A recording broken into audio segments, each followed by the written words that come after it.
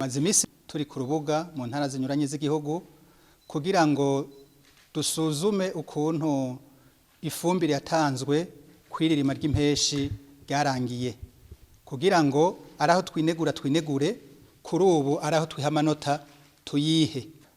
Turaganira n'abajejwe intwaro, turaganira n'abajeje igisata c'ibidukikije uburimyi n'ubworozi mu ntara, mu makomine, tuyaga kandi n'abarimyi.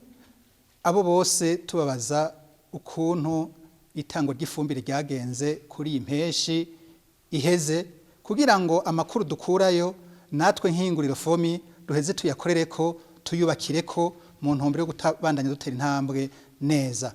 Ababidufashijemo bose turabashikengurukira guko twagira ushobora ku nzego zinyuranye, ariko leta y'u Burundi turayishimira cyane gose ku bwigoro yagize no kumudufata umugongo na canecane biciye kuri Nyenicubahiro umukuru w'igihugu cyacu cy'u Burundi yatubaye hagufi kugira ngo turonke vyangombwa, kuko iyo atabawe ntitwari kuronka amafaranga y'agaciro kugira ngo turonke ibikoresho dukoresha, kuko hari ibikoresho dukoresha n'imvamakungu.